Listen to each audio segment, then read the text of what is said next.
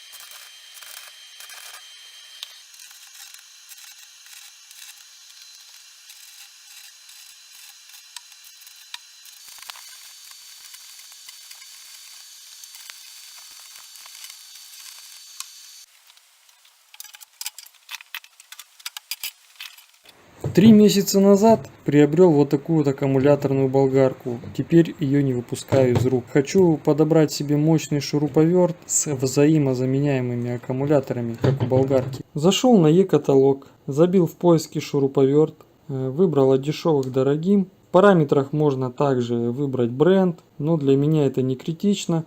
Поставил галочки в устройство шуруповерт, питание аккумулятор и самое главное, чтобы был 18 вольт. Еще чуть не забыл, тип батареи литион нужно выбрать. Ну и нажимаем подбор, добавляю несколько подходящих мне вариантов в список и жду от вас советов. Напишите в комментариях, какой из этих трех шуруповертов мне выбрать. Благо тут можно почитать отзывы и выбрать магазин с самой дешевой ценой на этот вариант шуруповерта. Ссылку оставлю в описании.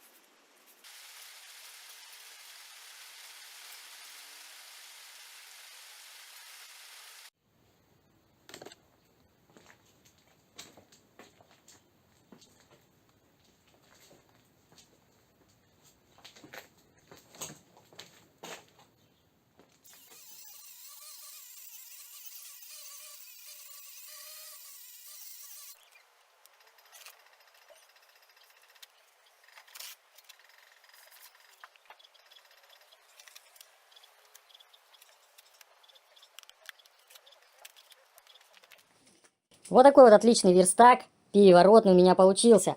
В таком положении он будет работать как сварочный стол, так как места в моей мастерской не так уж и много, чтобы держать отдельно сварочный стол и верстак. Поэтому я решил сделать такой простой вариант. Выкручиваем вот этот вот болт на резьбе и переворачиваем его другой стороной. Верхнюю часть я не стал красить, естественно, для того, чтобы производить сварочные работы. Где-то снизу я потом, когда мне придет сварочный полуавтомат, я заказал недавно, я его где-то закреплю вот здесь, чтобы он не мешался и был всегда в одном месте.